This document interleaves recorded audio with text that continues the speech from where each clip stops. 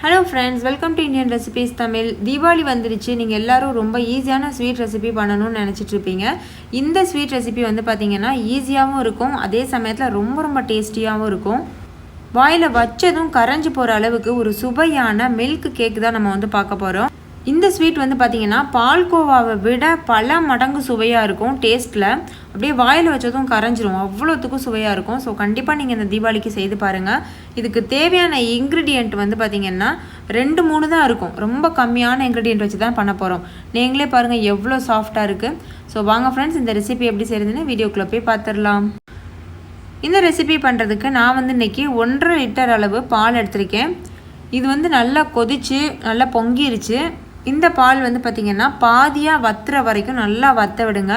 இடையில இந்த மாதிரி கிளறிட்டே இருங்க. கிளறிட்டே இருந்துட்டு நல்லா வந்து இது வற்றணும். இது வத்துறதுக்கு ஒரு 20 நிமிஷம் ஆகும். இது இப்படி இருக்கட்டும். இப்போ பாருங்கள், இது ஓரளவுக்கு வத்திருச்சு. இது கூட நம்ம 1 ஸ்பூன் அளவு வினிகர் சேர்த்துடலாம்.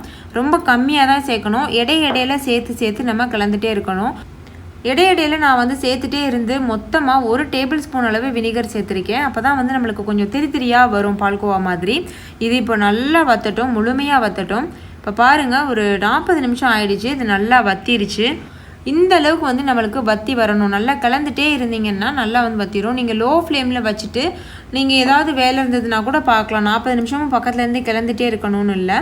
இப்போ இந்த சமயத்தில் நம்ம சர்க்கரை சேர்த்துடலாம். சர்க்கரை வந்து ஒரு 3/4 கப் அளவுக்கு சேர்த்துக்கோங்க. 1.5 லிட்டர் பாலுக்கு வந்து 3/4 கப் அளவு சர்க்கரை கரெக்டாக இருக்கும். இப்போது இந்த சர்க்கரையெல்லாம் நல்லா வற்றிட்டு நல்லா வந்து சுருண்டு வரட்டும். அது வரைக்கும் நம்ம வேக விடலாம். இப்போ இது கூட ஒரு 3 ஸ்பூன் அளவு நெய் சேர்த்துடலாம். நீங்கள் நெய் எந்த அளவுக்கு சேர்க்குறீங்களோ அவ்வளோத்துக்கு நம்மளுடைய ஸ்வீட் வந்து நல்லா சாஃப்டாக இருக்கும். நான் நல்லா பெரிய ஸ்பூனில் ஒரு 3 ஸ்பூன் அளவு சேர்த்துருக்கேன். சேர்த்துட்டு நல்லா கலந்து விட்டுட்டே இருக்கலாம். அந்த மாதிரி இப்போ பாருங்கள், நல்லா ரெடி ஆயிடுச்சு. எந்த அளவுக்கு வந்து அந்த நெய்யெல்லாம் அது நல்லா உறிஞ்சிருச்சு. அந்த பேனில் ஒட்டாமல் அப்படியே திரண்டுக்கிட்டு வருது பார்த்தீங்களா? இதுதான் கரெக்டான ஸ்டேஜ். இப்போ இதை நம்ம வந்து வேறு ஒரு பவுலில் மாற்றிடலாம். இப்போ பாருங்கள், நான் ஒரு டிஃபன் பாக்ஸ் எடுத்திருக்கேன். அதில் நெய் நல்லா தடவிட்டு அடியில் மட்டும் பட்டர் ஷீட் போட்டிருக்கேன். நீங்கள் பட்டர் ஷீட் போடலைனாலும் பரவாயில்ல. இப்போ இந்த பட்டர் ஷீட் வச்சுருந்த அந்த டிஃபன் பாக்ஸில் நான் மாற்றிட்டேன். அந்த பால்கோவாவை வந்து மாற்றிட்டேன்.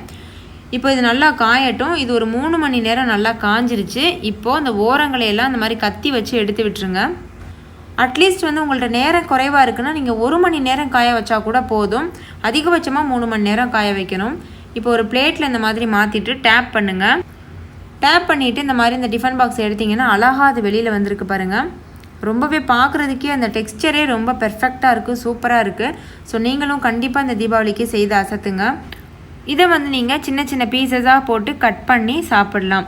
இது வந்து 2 நாள் வரைக்கும் கெட்டு போகாமல் இருக்கும். ஃப்ரிட்ஜில் வச்சிங்கன்னா ஒரு 1 வீக் 2 வீக் கூட கெட்டு போகாமல் இருக்கும். ஸோ ட்ரை பண்ணிவிட்டு உங்களோட எக்ஸ்பீரியன்ஸாக கமெண்ட்டில் என் கூட ஷேர் பண்ண மறந்துடாதீங்க. இந்த வீடியோ உங்கள் எல்லாருக்கும் ரொம்ப பிடிச்சிருக்கும் நம்புகிறேன். பிடிச்சிருந்தா லைக் பண்ணுங்கள். உங்கள் ஃப்ரெண்ட்ஸ் கூட நிறைய ஷேர் பண்ணுங்கள். அவங்களும் இந்த தீபாவளிக்கு செய்து என்ஜாய் பண்ணுவாங்க. இன்னொரு சூப்பரான ரெசிபியோடு நான் உங்களை சந்திக்கிறேன். தேங்க்யூ, பாய், ஹாப்பி தீபாவளி.